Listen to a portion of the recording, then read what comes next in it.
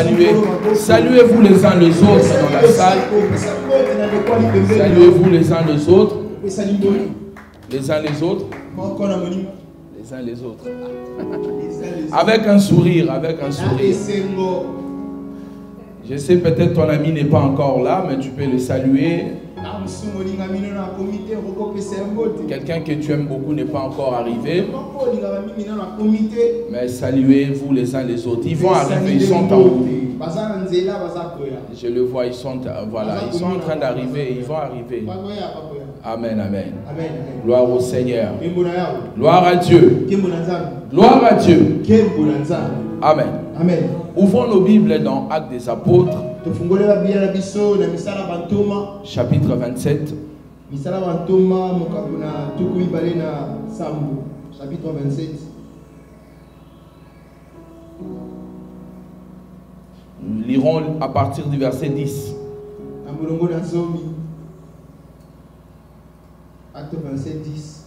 Acte chapitre 27 à partir du 10e verset.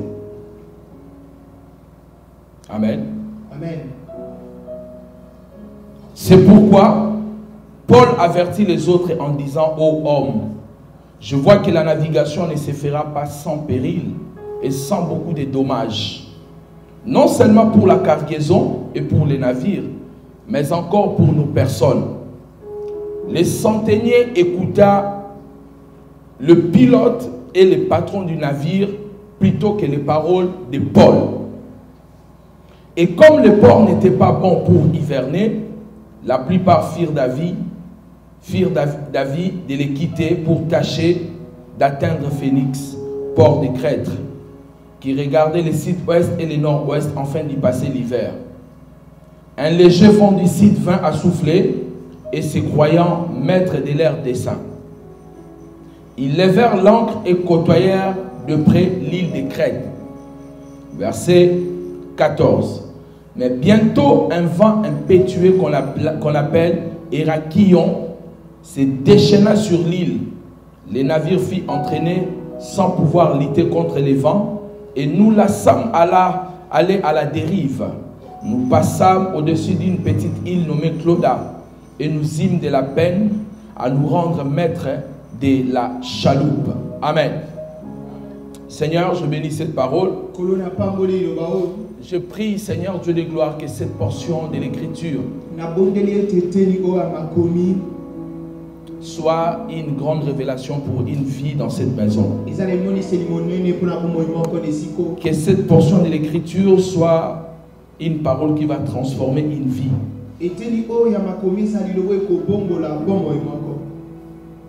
Au nom de Jésus-Christ, ton Fils, nous avons tous prié. Amen. Je suis en train de lire, on acclame le Seigneur.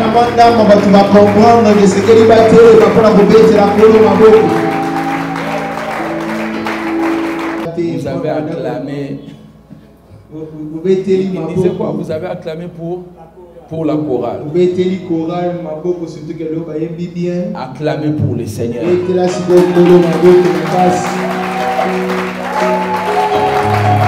Avec des cris de joie. Un amen plus fort que ça. Amen, amen. Pourquoi les gens échouent dans la vie? Je vais essayer de parler de troubles, des difficultés, des problèmes que vous rencontrez dans la vie. Pourquoi cela vous arrive?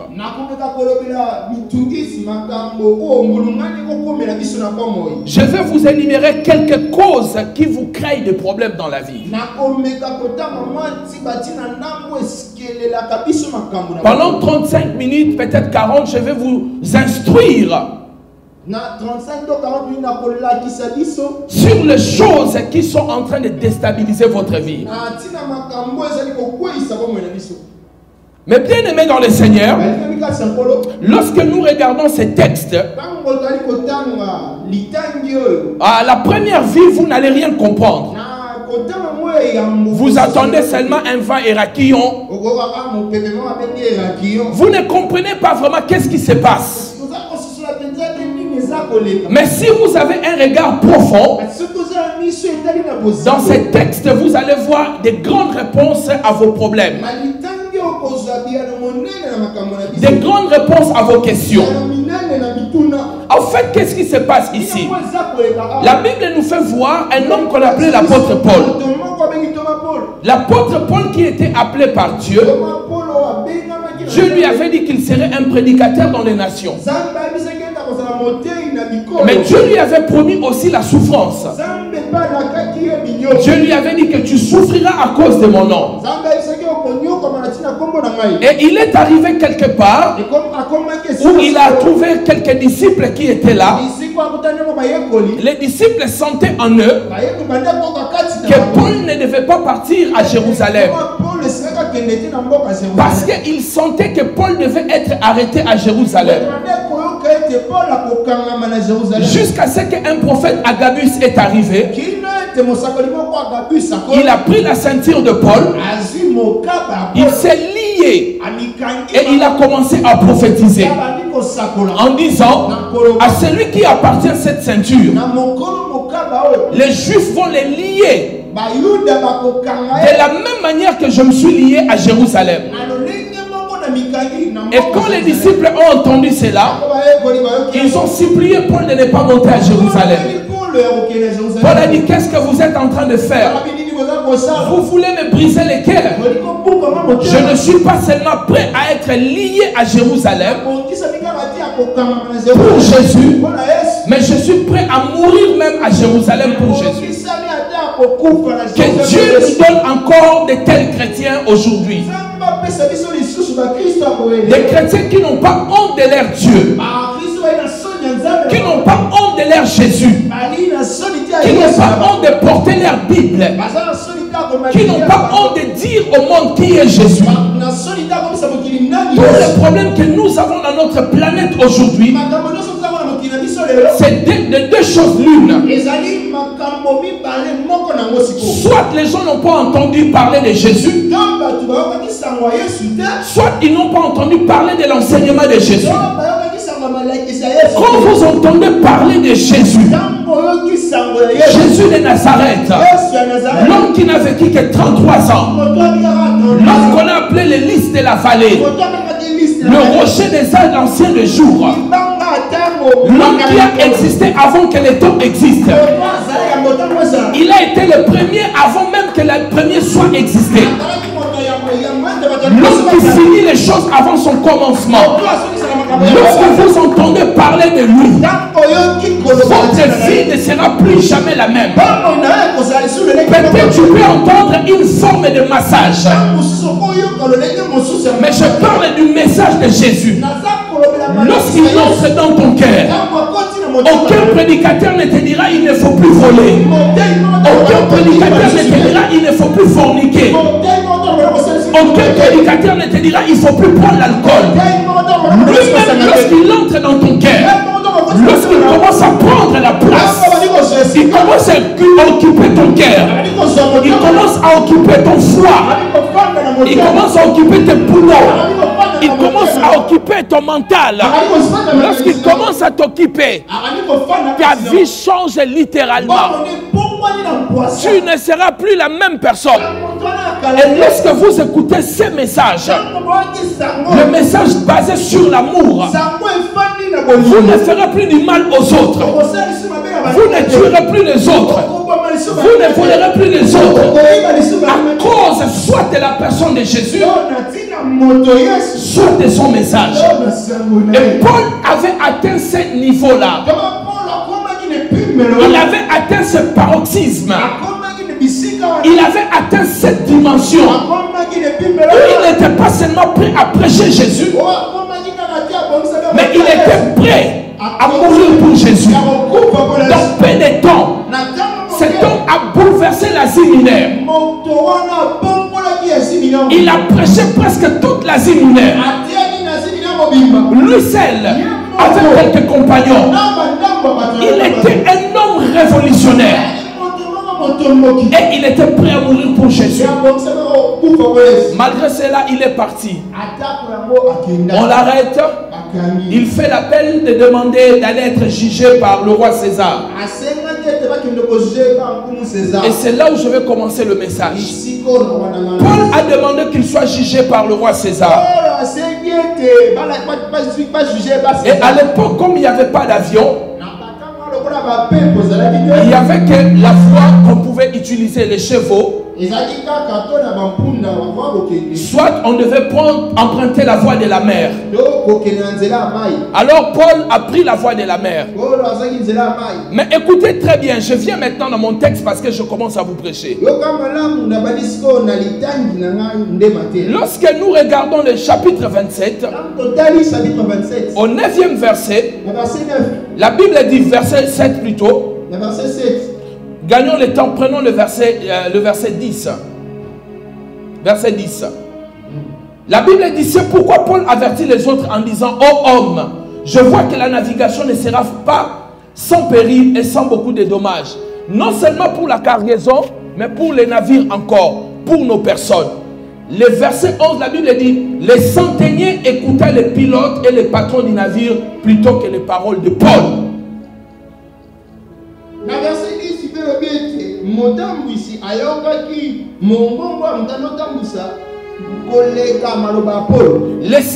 les conducteurs, le pilote, les centeniers plutôt, le chef des militaires écoutait les pilotes et les patrons du navire plutôt que les paroles de Paul.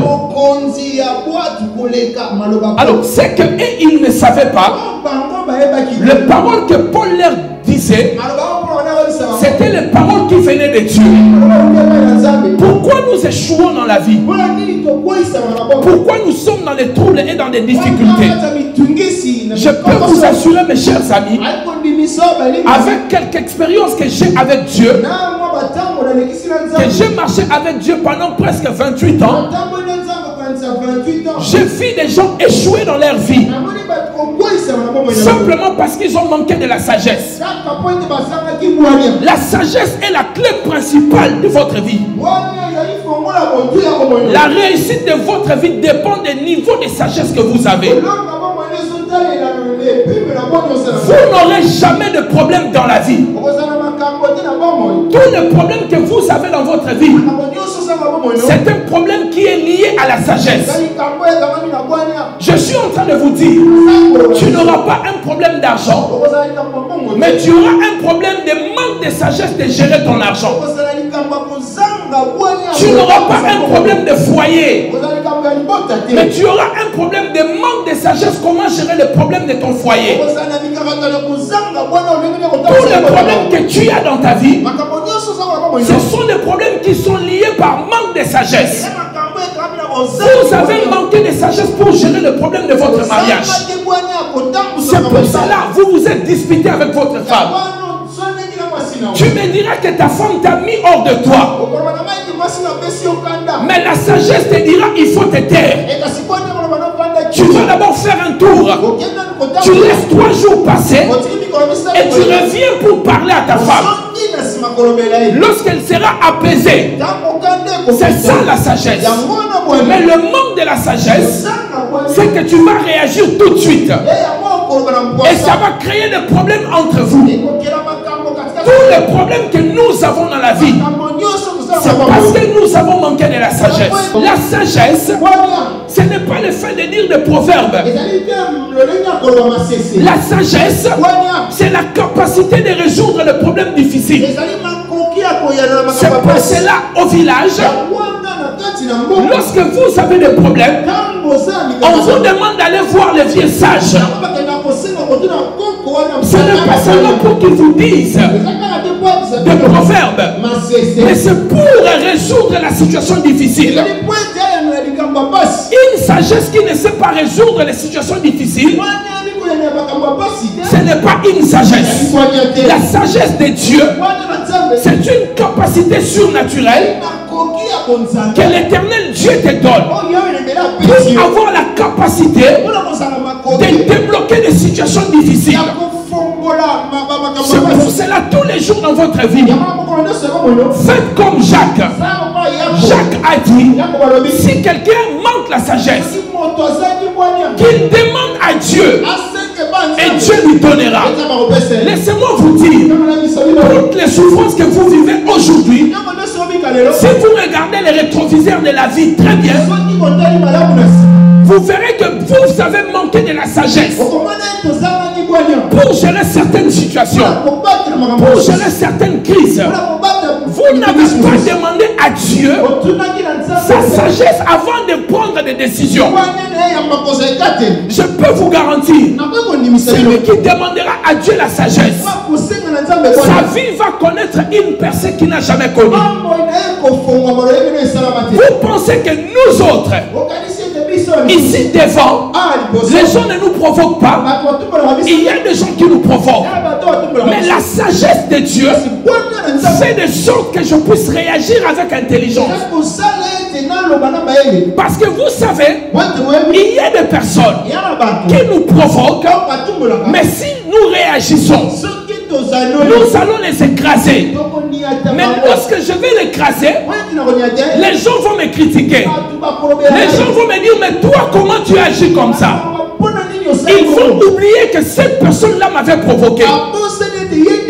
Donc, quand les gens te font du mal, Dieu ne regarde pas les gens qui t'insultent, mais Dieu regarde comment toi tu réagis par rapport à cela. Dieu regarde ton niveau de sagesse. Non, Dieu regarde ton niveau de sagesse. Vous regardez comment tu vas réagir. Est-ce que tu vas aussi insulter? Est-ce que aussi tu vas répondre par des coups? Ou tu vas utiliser la sagesse pour résoudre le problème? Toute personne qui répond par sagesse, même la personne qui l'insulte, finit par revenir pour demander pardon. Je te dis, mon cher ami, la sagesse n'est pas une faiblesse. La patience n'est pas une faiblesse. C'est quelque chose qui finira par te payer. Ça va prendre du temps, mais ça finira par te payer. Utilisez la sagesse dans votre vie. La sagesse est la clé pour résoudre n'importe quelle crise dans la vie. Donnez-moi un amen bien. Un amen plus fort que ça. Quelqu'un me donne un amen plus fort que ça. Quand Dieu est apparu à Salomon, Dieu a dit à Salomon, demande-moi tout ce que tu veux. Salomon n'a pas demandé à Dieu l'argent. Salomon a dit à Dieu, donne-moi la sagesse pour que je sois à mesure de conduire ton peuple qui est si nombreux. Écoutez maintenant la réponse de Dieu. Dieu a dit à Salomon, puisque tu ne m'as pas demandé l'or et l'argent, tu m'as demandé quelque chose d'aussi important. Vous voyez, même chez Dieu, la sagesse est quelque chose de très important. Dieu a dit, puisque tu as demandé quelque chose d'aussi important, au-delà de la sagesse, je t'ajoute l'argent, la richesse, et aucun roi ne sera aussi riche comme toi. Et bien aimé dans le Seigneur, la sagesse de Salomon s'est répandue partout dans le monde.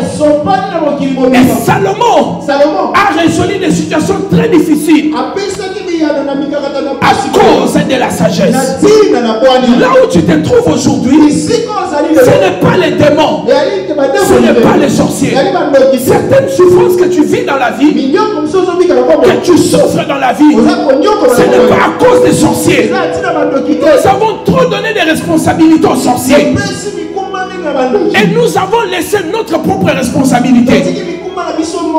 Dans la vie, il faut faire par moment l'autocritique. Toi-même, tu te poses des questions. Si je me retrouve là, quelle est ma part d'erreur dans ce que je suis en train de me retrouver? C'est ainsi que tu vas apprendre et ta sagesse va s'accroître. Mais si tu ne veux pas te poser des questions, c'est toujours la faute des autres. Toi, tu n'as jamais commis d'erreur. Lorsque tu te trouves dans une situation difficile, c'est toujours les autres. Ce n'est pas toi. C'est que tu as un problème. Vous connaissez le principe de Bob. Si Bob a des problèmes avec tout le monde, c'est Bob qui est le problème. Si quelqu'un a des problèmes avec tout le monde, ce n'est pas les autres qui sont un problème, mais c'est lui qui est un problème. Tape la main d'une personne, dis-lui j'ai besoin de la sagesse. Plus fort que ça, j'ai besoin de la sagesse. Encore la sagesse. Alors l'apôtre Paul leur a dit, nous ne devons pas partir. Parce que la manière dont je suis en train de voir, je sens que nous ne ferons pas un bon voyage. Et ce que je vous conseillerais, c'est de m'écouter. La Bible dit les centeniers, les chefs de 100 soldats. Il a préféré écouter les pilotes et le chef des navires, le propriétaire du navire. Il n'a pas voulu écouter Paul. Alors écoutez maintenant le verset 13. La Bible dit un léger vent du sud vint à souffler. Et ces croyants maîtres de leur dessein, ils levèrent leur ancre pour partir. Répète ce que je viens de dire vraiment très bien pour que les gens comprennent. Non, je n'ai pas dit de répéter. Vas-y, commence à dire directement. Ah.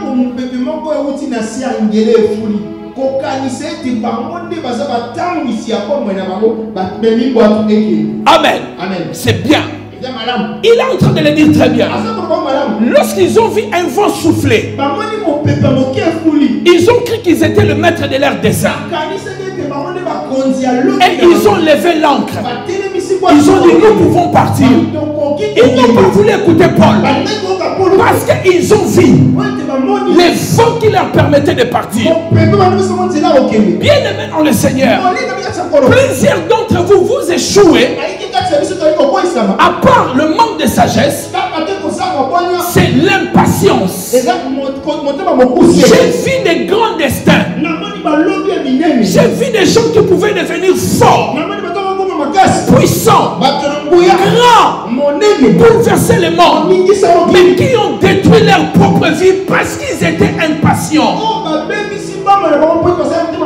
L'impatience est une arme que le diable utilise pour détruire votre avenir. Priez pour que Dieu vous donne de la patience. Les grandes choses, ça prend toujours du temps pour être construit. Si tu as un grand avenir, Dieu prendra du temps pour te préparer. Ne compare pas ta vie avec la vie de l'autre. Ne regarde pas parce que lui, le vent du sud a soufflé sur sa vie. Et tu te dis, je serai en retard. Non, tous ceux qui partent avant toi n'arriveront pas forcément avant toi. Laissez-les partir. Toi, sois patient.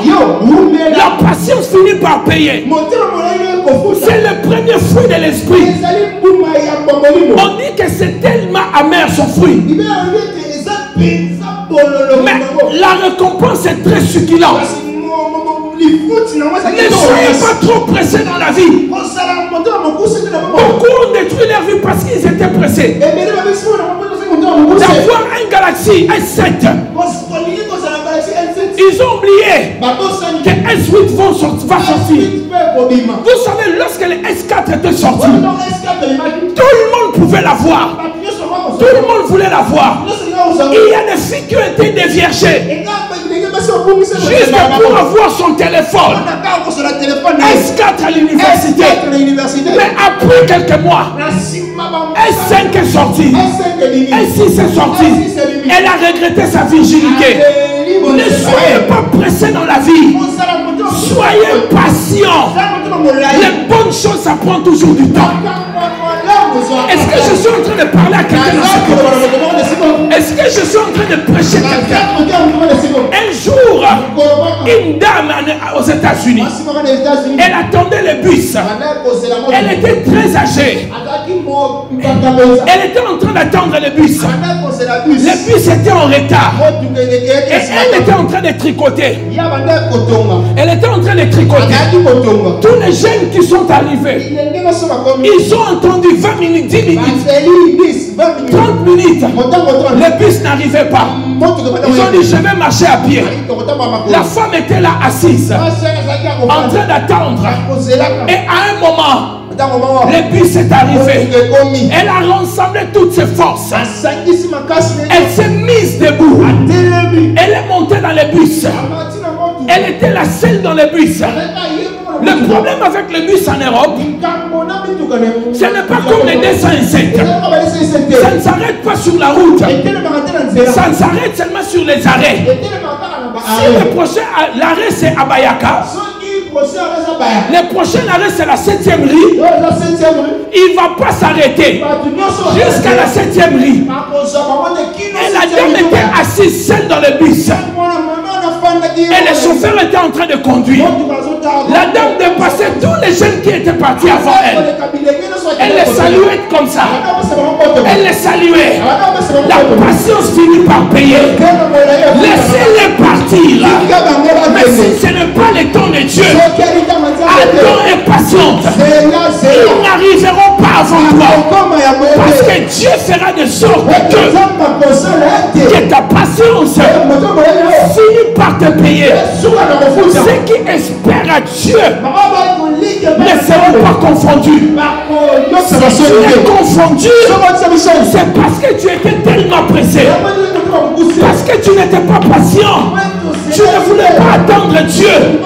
Tu as regardé les vents du sud. Les vents du sud a soufflé. Tu as cru que tu étais le maître de ta vie. Et tu as levé l'ancre pour partir. Mais bien aimé dans le Seigneur, toutes les crises que nous avons aujourd'hui, c'est simplement parce que les gens sont devenus impatients. Impatients de se marier. Comme les autres se sont mariés, elle dit à Dieu, peu importe l'homme, mais je vais me marier. Toutes mes copines se sont mariées. Je suis fatigué de rester là. La patience te donnera la réussite. Surtout vous, nos jeunes. Ne soyez pas pressés de te marier. Lorsque vous entrez dans une boutique, vous voyez un vêtement exposé. Ne soyez pas pressés de le prendre. Ce n'est qu'un échantillon. Il y en a d'autres dans les dépôts. Ne pensez pas que ce qu'on a exposé, c'est tout ce qui reste. Ne pensez pas parce que ta copine s'est mariée, elle a pris tous les mariages. Ne pensez pas parce que quelqu'un a acheté des voitures, il n'aura plus de voitures dans la vie. Laissez-les prendre. C'est leur temps. C'est leur saison. Ton temps aussi viendra. Dieu fait tourner la plaque. Dieu fait tourner la plaque. Le panier va circuler. Le panier va circuler. Même si nous sommes 5000, mais il y a du pain pour tout le monde. Toi, tu peux avoir à 9h. Moi, je prendrai même à 23h. Je suis en train de te dire, ne soyez pas impatient. Si tu crois à ce que je te dis, dis à 3 personnes, ne soyez pas impatient. Ne soyez pas impatient. Ne soyez pas impatient. Ne soyez pas impatient. Alléluia. Amen. Est-ce que je suis en train de parler à quelqu'un? L'impatience de se marier. L'impatience de se marier. L'impatience de se déménager. L'impatience d'avoir un téléphone. L'impatience d'avoir un body. L'impatience d'avoir une ballerine. Tu vas vendre ce que tu ne peux pas vendre. Tu vas donner ce que tu ne peux pas donner. On va te prendre toutes tes chances. Juste Juste parce qu'il y avait une ballerine qui venait de sortir. Juste parce que tu devais prendre un Blackberry à l'université. On va te voler tout ce qui construisait ton avenir. Je peux te dire, les choses passent. Ne soyez pas impatient. Soyez quelqu'un de très patient. Développez la patience en vous. Laisse la patience puisse grandir en vous. Vous savez, l'une des choses qui a détruit le roi Saoul, c'est l'impatience d'attendre Samuel. Il a voulu faire quelque chose qui n'était pas dans son attribution. Parce que le prophète ne venait pas. Le peuple lui a mis la pression. Il a pris le rôle du prophète. Lui qui était roi. Pareil pour Aaron. Il a fait les statues, le veau d'or. À cause de l'impatience. Et vous savez combien les gens sont morts. L'impatience te poussera à substituer Dieu. Voilà, l'impatience te poussera à mettre Dieu derrière et prendre de l'avant. En disant, puisque Dieu n'agit pas, puisque Dieu ne fait pas, moi je vais à la place de Dieu. Si Abraham n'était pas impatient, et Sarai, ils allaient avoir leur Isaac. À cause de l'impatience, aujourd'hui nous avons la guerre entre Ismaël et Isaac. Les musulmans, les arabes, avec les juifs, parce qu'un homme n'était pas patient. Vous ne pouvez pas imaginer ce que votre impatience peut faire dans l'avenir. Comment ça peut briser des vies? Comment ça peut te détruire toi-même? Donnez-moi un amen bien. Un amen plus fort que ça. Troisième chose. Est-ce que je suis en train de parler à quelqu'un? Yann, est-ce que je suis en train de prêcher quelqu'un? Troisième chose. Si je suis en train de te parler, dis amen. Les mauvais experts. Les mauvais experts. Lorsque Paul a dit, ne partez pas, attendez. Personne n'a voulu écouter Paul. Les centeniers qui n'avaient pas l'expérience n'a pas voulu écouter Paul. Les pilotes avaient l'expérience, mais pas assez que Paul. Quelqu'un me dit, mais comment tu le sais? Les pilotes savaient naviguer. Mais lorsque vous lisez la Bible, dans 2 Corinthiens chapitre 10, l'apôtre Paul est en train de dire, j'ai fait naufrage 3 fois. Parmi les expériences que j'ai connues dans la vie, pendant mes voyages, nous avons fait naufrage 3 fois. Donc Paul, il n'était pas un pilote, mais il avait déjà expérimenté le naufrage. Il savait comment le naufrage se passe et comment cela commence. Paul était un expert. Ils n'ont pas voulu écouter un expert. Aujourd'hui dans la vie, nous sommes tous devenus des experts. Tout le monde est devenu prophète des nations. Tout le monde est devenu bishop. Tout le monde est devenu archibishop. Mais quelqu'un qui a une année de foi, qui ne connaît pas encore très bien les choses de Dieu, il a déjà 30 personnes qui le suivent. Mais qu'est-ce que tu vas dire à ces 30 personnes? À peine tu as entendu des prédications que tu as enregistrées. Tu as émis quelques prédications sur internet. Non! Il y a quand même de l'expérience qui compte. Vous savez mes chers amis, ma vie est tellement précieuse pour Dieu, pour moi, pour ma femme, mes enfants, que je ne peux pas me laisser être conseillé par n'importe qui. Est-ce que quelqu'un est en train de m'entendre? Ta vie est tellement précieuse que tu ne peux pas te laisser être l'expérience. Lorsque quelqu'un veut te dire quelque chose, posez-lui la question. Est-ce que toi-même tu as déjà vécu la même chose? Et tu as fait quoi pour t'en sortir? Parce que certaines personnes pensent que lorsqu'ils te tapent comme ça sur l'épaule, ça va aller, que les choses vont se résoudre. Non, il y a des gens qui ont de l'expérience. Lorsque tu es face à un problème, va vers ces personnes-là. Écoute leurs conseils. Écoute ce qu'ils vont te dire. Écris. Ne réponds pas. Vous savez, certaines personnes n'écoutent pas pour apprendre, mais écoutent pour engager la discussion. Non, tu n'as pas compris. Je suis en train de dire, beaucoup de gens n'écoutent pas pour comprendre, mais ils écoutent pour engager la discussion. Il est en train de t'écouter. Tu as l'impression qu'il est en train d'apprendre, mais il est en train de noter des choses dont il n'est pas d'accord avec toi. Quand tu vas finir de parler, il commence à te dire, je ne suis pas d'accord que tu me dises ça. Vous voyez l'erreur que nous commettons en écoutant. Lorsque tu es en face d'un expert, il faut prendre son expertise. Il faut se taire. Il faut l'écouter. Toi, tu n'es pas marié. Moi, je suis marié. J'ai des enfants adultes. Je sais ce que je peux te dire. Mais il faut m'écouter. Tu ne veux pas m'écouter, tu échoueras lamentablement.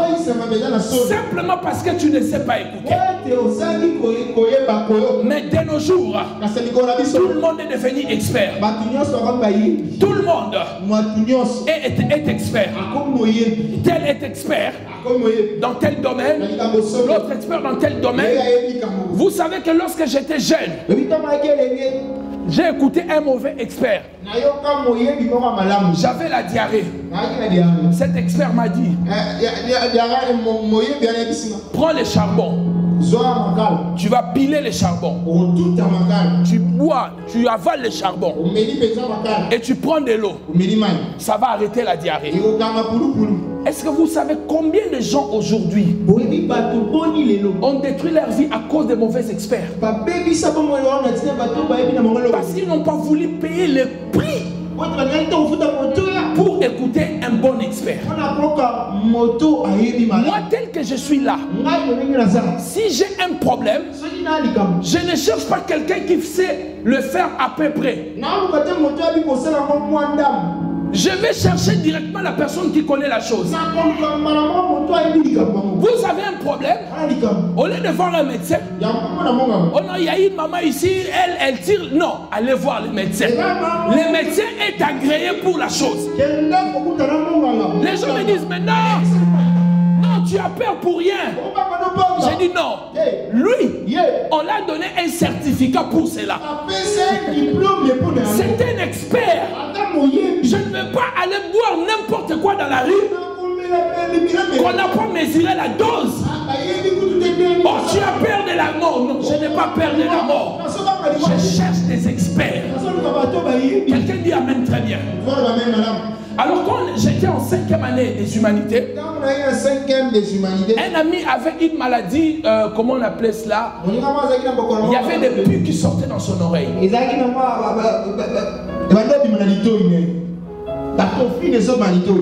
Et à l'école, un ami lui a dit, prends la sève, de l'eau de paille-paille. Mets ça dans ton oreille. Tu seras guéri directement. Vous voyez comment le monde est rempli de mauvais experts. Alors quand toi tu as des problèmes, à qui tu donnes tes oreilles? À un bon expert ou à un mauvais?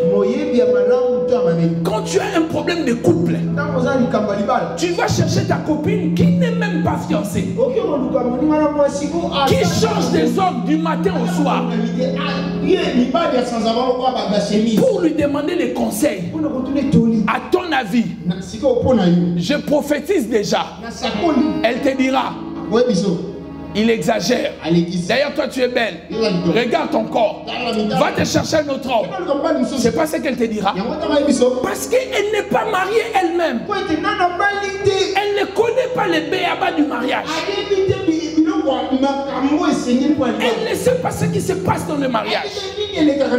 Mais si tu cherches quelqu'un qui est marié, qui est resté 30 ans dans le mariage, qui a tout connu, la tromperie, le mari l'a frappé, toutes ces choses-là, elle te dira, lui au moins tu le connais. Mais là où tu vas, tu ne connais pas la personne. Je pensais que quelqu'un allait acclamer. Le mauvais expert et le bon expert. Qui est-ce que tu écoutes quand tout va mal? Chez qui tu vas quand les choses ne marchent pas dans ta vie? Quand tu as besoin d'un conseil, à qui tu donnes ton temps et tes oreilles? Vous savez qu'il y a des gens qui ont détruit leur vie à cause des experts. La Bible déclare, ne vous y trompez pas. Les mauvaises compagnies corrompent les bonnes mœurs. Les Français disent, dis-moi qui tu fréquentes et je te dirai qui tu es. Il y a même certains pasteurs, si je les invite à prêcher ici, demain certaines personnes vous allez quitter l'église. Parce que dis-moi qui tu fréquentes, je te dirai qui tu es. Qui est-ce que tu écoutes quand tout va mal dans ta vie? À qui tu vas obtenir les conseils? C'est un bon expert ou c'est un mauvais? Maintenant regardez les 3 clés que je vous ai déjà données. Et regarde le problème qui t'arrive dans la vie. Essaye de te situer. Qu'est-ce que tu as entendu? Qu'est-ce que tu as écouté? Alléluia.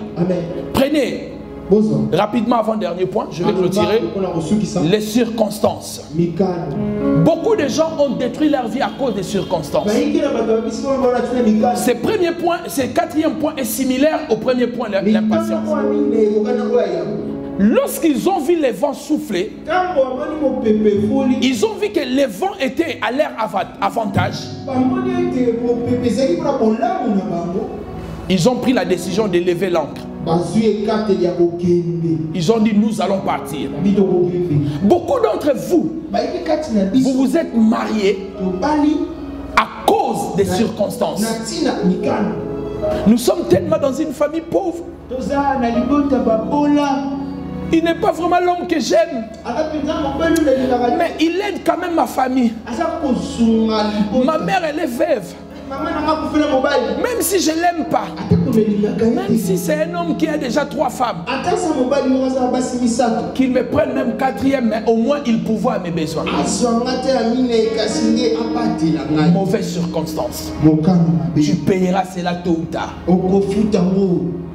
Beaucoup d'entre vous, vous faites des choses par circonstance. Parce que le drap est de ton côté. Tu sens que ça touche mon intérêt. Et tu t'engages. Écoutez, la Bible dit, telle voie paraît droite à un homme, mais son issue, c'est la mort. Il y a des chemins, quand tu empruntes, c'est tellement bon, et tu crois que c'est la volonté de Dieu, mais à la fin, c'est la perdition. La Bible dit, la voie qui conduit à la perdition est spacieuse, mais la voie qui conduit à la vie éternelle est étroite. Par moment, lorsque vous entrez dans une voie, vous sentez qu'elle est étroite. Vous sentez comme si les choses, c'est comme si Dieu n'est pas là. Ne fuis pas. Ne dis pas que Dieu n'est pas dans cette situation. Par moment, Les choses de Dieu commencent difficiles pour vivre la gloire. C'est pour cela que Dieu a dit, celui qui est fidèle dans les petites choses, je lui confierai des grandes choses. Je ne commence pas avec des grandes choses. C'est pour cela cette église, qui est l'une des plus grandes églises du Congo, a commencé petite, mais elle va grandir à cause de la fidélité des petites choses. Mais beaucoup d'entre nous, lorsque nous regardons les choses, elles sont petites. On dit non, ça ne vient pas de Dieu. Vous savez que vous pouvez épouser un homme qui a un bon travail aujourd'hui. Et après le mariage, il perd son travail, il devient chômeur.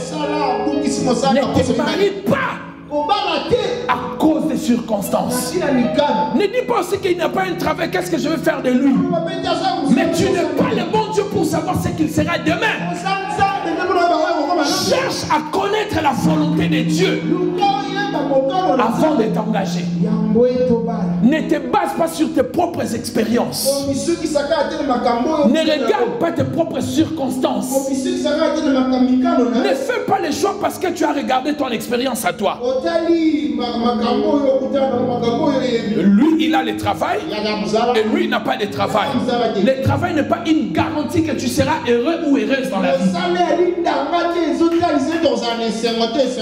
Mais c'est la volonté de Dieu qui va te garantir le succès. Voici la quatrième clé.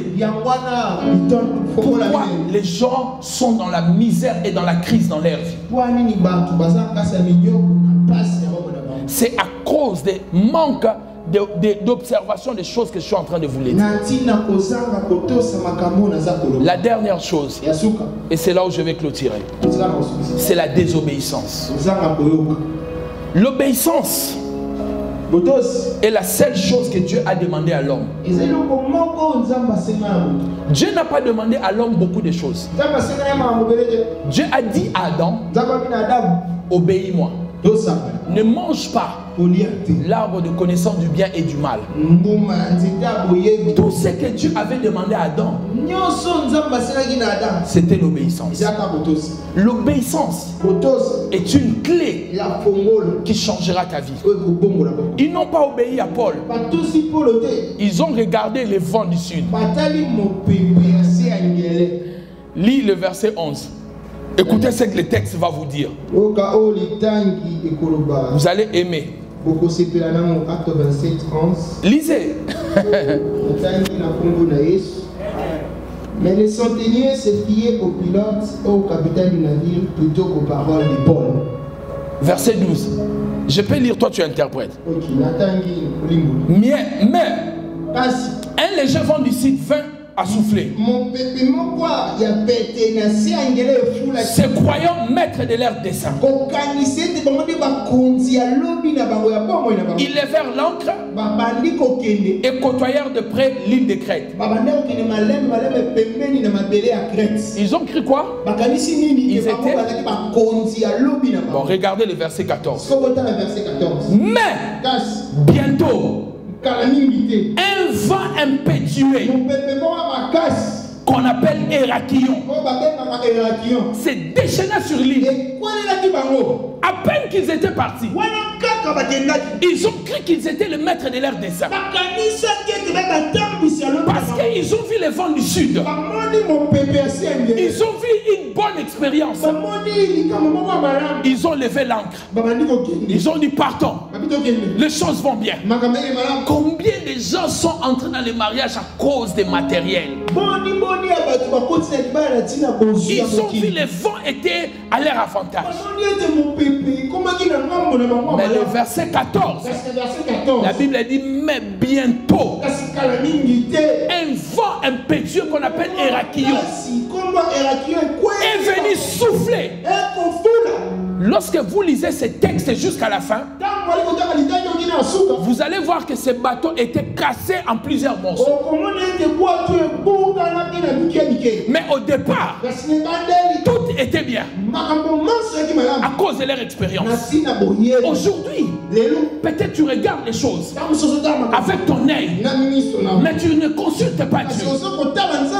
Mais Mais je t'assure, si ce n'est pas dans la volonté de Dieu, tout ce que l'homme bâtit par ses propres efforts, si cela n'est pas soutenu par Dieu, va s'écrouler. Vous commencez votre vie sans Dieu. Vos mariages, vos affaires, vos relations, Dieu n'est pas là. Et quand tout va mal, vous allez maintenant chercher Dieu et donner du travail au pasteur. Avant de commencer quoi que ce soit, cherchez d'abord Dieu. Ne dis à personne. Dieu ne répare que les choses dont lui-même il était auteur. S'il n'était pas le commencement, il ne sera pas la fin. S'il n'est pas alpha, il ne sera pas oméga. C'est pour cela qu'il y a certaines choses. Quand ça va mal, vous venez à l'église pour demander à Dieu. Dieu répare. Moi, le serviteur de Dieu, quand je t'impose les mains, je dis Dieu détruit. Dieu détruit. Toi dans le cœur, tu dis Dieu répare. Moi, je dis Dieu détruit parce que tu n'étais pas auteur. Détruis et recommence un bon travail pour qu'il ne pleure plus toute sa vie. Donnez-moi un amen bien. Ça te fait rire, hein? Ah, Dieu n'était pas l'auteur. Il ne va pas réparer. Mais si tu les laisses auteurs, comme l'enfant de la femme sunamite, cet enfant est venu de Dieu par le prophète. Lorsque l'enfant était décédé, la Sunamite a dit: Niet, je n'enterre pas mon enfant. Je vais le mettre dans la chambre que j'avais construite pour l'homme de Dieu. Pas au cimetière, au lit de l'homme de Dieu. Car j'avais dit à cet homme: ne me mens pas. J'ai cherché l'enfant plusieurs années. J'ai déjà oublié ces choses. Et toi, tu me promets un enfant. Comme cet enfant venait de Dieu, je ne peux pas accepter qu'il meure. Je ne peux pas accepter que j'enterre mon enfant. En même temps, je prophétise sur toi. Tu auras des enfants. Et tes enfants ne t'enterreront pas. Non, j'ai dit tu n'enterreras pas tes enfants. C'est tes enfants qui vont t'enterrer. Tu ne perdras pas un enfant. Tu les verras tous grandir. Et ils vont te dépasser. Ils vont réussir. Ils vont te donner la joie et le plaisir. Et c'est eux qui vont t'enterrer. Au nom de...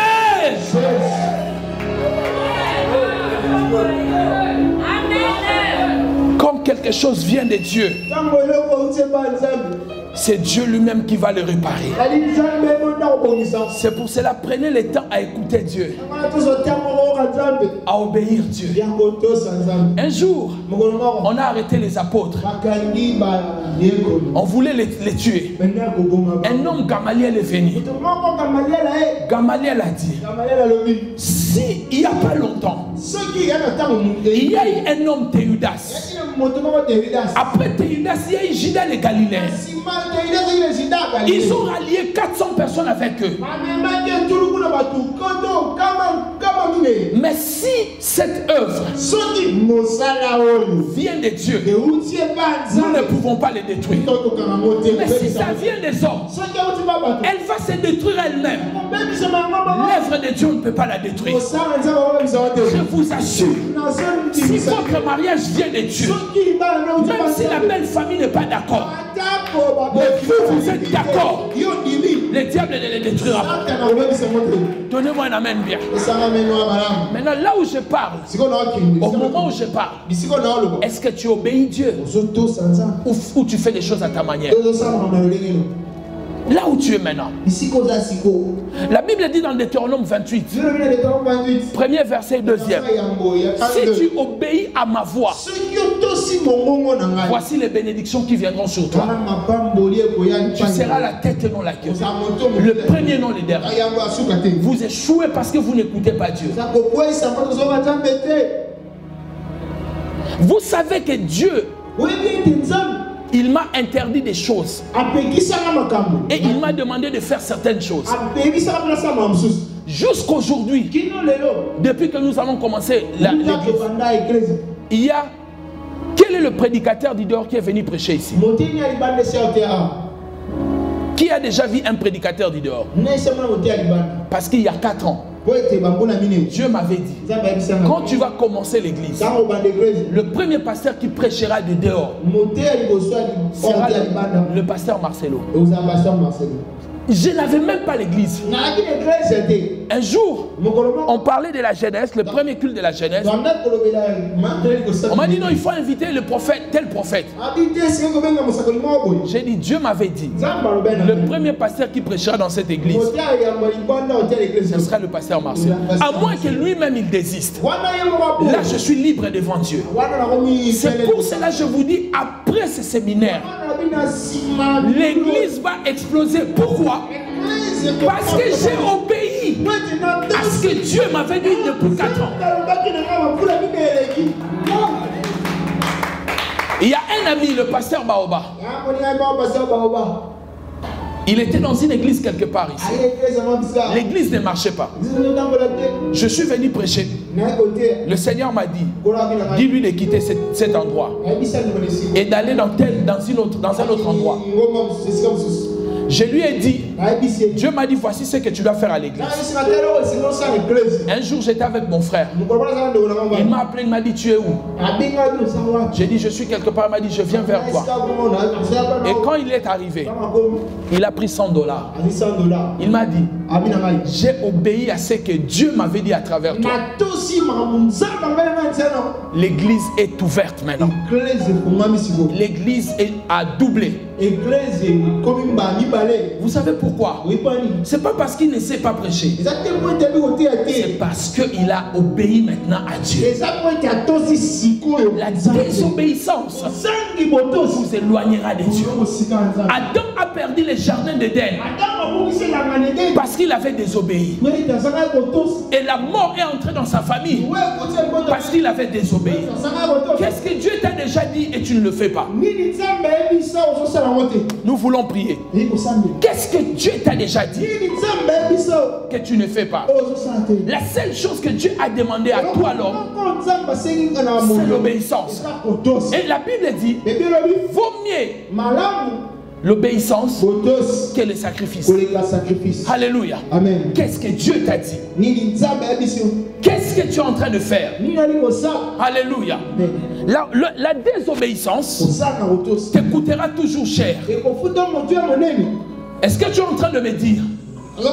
Tu es en train de m'écouter plutôt. La désobéissance te coûtera toujours cher. Si vous voulez atteindre les objectifs de Dieu, mettez toute personne qui a tendance à vous conduire dans la désobéissance loin de votre vie.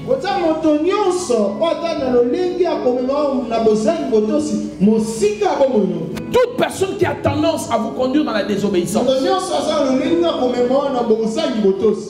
écartez-les dans ta vie. Parce que chaque désobéissance produit une saison de peine et de la douleur. Et Dieu permet cette saison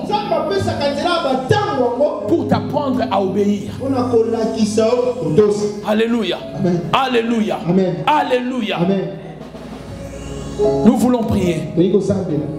Je suis en train de dire, évitez toute personne qui nourrit dans ton âme la désobéissance. Vous avez un pasteur, un visionnaire à l'église. Vous avez un responsable dans un groupe. Mais tu as un ami qui nourrit en toi la désobéissance. Le responsable de la jeunesse vous convoque. Quelqu'un te dit, ah, moi je ne vais pas partir, on ne va pas partir. Faites attention à la désobéissance. C'est une chose qui va te créer des problèmes dans la vie. Les mauvaises personnes dans votre vie produisent toujours les mauvais résultats. Ces personnes-là qui vous poussent à prendre la décision de désobéissance. Dieu n'ignore pas les petites désobéissances. Ne dis pas c'est juste une petite désobéissance, Dieu va comprendre. Par moment, Dieu tient compte des petites désobéissances. Nous voulons prier maintenant. Nous voulons prier. Regarde le message du premier point jusqu'au 5e point. Où est-ce que tu te retrouves? Dans tous les problèmes qui t'arrivent aujourd'hui. Où est-ce que tu te retrouves? C'est le manque de sagesse, les mauvais experts, la mauvaise expérience, la désobéissance. Qu'est-ce qui t'a conduit dans le problème que tu as aujourd'hui? Tu vas me dire facilement c'est un démon. Non. Mais regarde toi-même. Pose toi-même des questions. Qu'est-ce qui t'a conduit là? Quoi? C'est quoi même? Tu prends de bonnes décisions? Tu consultes des gens avant de prendre des décisions?